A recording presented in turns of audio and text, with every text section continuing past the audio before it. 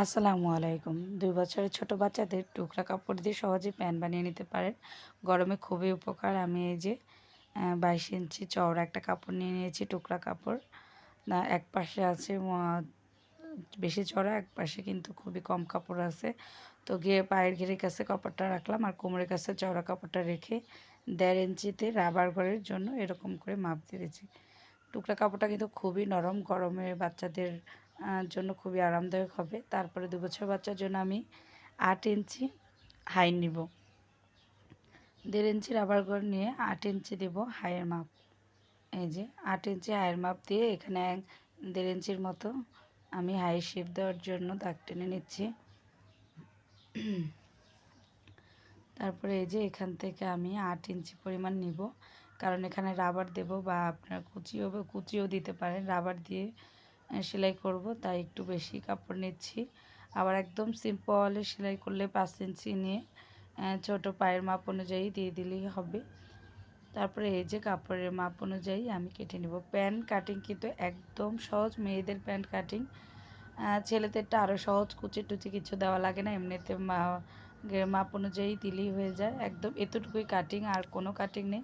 দেখেন টুকরা কাপড়টার এই সাইডটা ছোটো হলেও কিন্তু কোনো সমস্যা হয়নি, কারণ ওটা ঘেরের কাছে চলে গেছে। তারপর আমি এই যে সেলাই করতে নিলাম। হাইয়ের সেলাইটা করে নিচ্ছি প্রথমে। দুই পাশের উল্টো দিকে নিয়ে প্রথমে সোজা দিক, তারপরে তার উপর উল্টো দিকে কাপড় রেখে তারপর দুটো সমানভাবে এই যে এক পাশের হাই সেলাই করে নিলাম। তারপরে আরেক পাশের হাইয়ের কাপড়টা এই যে দুইটা একসাথে ধরে এভাবে প্রথমটা সোজা দিক, তার উপরে উল্টা দিকে দিয়ে, মানে দুইটাই দুই পাশে উল্টা থাকবে, মাঝখানে সোজা থাকবে। এগুলো অনেক সময় ভুল হয় নতুন সেলাই করতে গেলে। তারপরে এই যে এরকমভাবে দুইটা হাই সেলাই করে নিলে কিন্তু প্যান্টের অর্ধেকটা কাজই শেষ। এই যে প্লাজো, প্যান্ট এসব সেলাই করা কিন্তু খুবই সহজ। এই যে মাঝখান থেকে নিয়ে এরকম করলেই প্যানের শেপটা চলে আসবে। মেয়েদের প্যান্ট সেলাই করা খুবই সহজ। এই যে তারপর আমি এই যে পায়ের ঘেরের কাপড়টা সেলাই করবো, যে বললাম রাবার দিব এবং একটু কালো মোটা পাইপিং দিব, দেখতে যেন ভালো লাগে, কারণ কাপড়টা একদমই কোনো কালারফুল না। তারপরে এই যে ২ ইঞ্চি কাপড় আমি ঘেরের মাপ অনুযায়ী করে লম্বাটা কেটে নিয়েছি, আর চওড়া ছিল ২ ইঞ্চি। উল্টো দিকে সেলাই করেছি, কাপড়টা উল্টো দিকে ছিল, পাইপিনের কাপড়টা উল্টো দিকে ছিল, যা প্যানের কাপড়টা উল্টো দিকে ছিল। তারপরে এটাকে সোজা দিকে নিয়ে এসেছি। আমরা যেমন গলার পট্টি যেমন লাগাই, সেমভাবেই গলার পট্টি যেমন লাগে সোজা দিকে, উল্টো দিকে নেই, এটা উল্টো দিকে সেলাই করে সোজা দিকে নিয়ে আসলেই সহজে পাইপিংটা দেওয়া হয়ে যাবে। এটার ভিন্ন ভিডিও আমি দিয়ে দিব। তারপরে এই যে দেওয়া হয়ে গেল, ব্যাক ক্যামেরায় আমি আরেকটা করে নিয়েছি, দুইটা ভিডিও দিলে অনেক লং হয়ে যায় একই রকম সেলাই। তারপর এখানে আমি রাবার দিচ্ছি আমি এখানে 10 ইঞ্চি।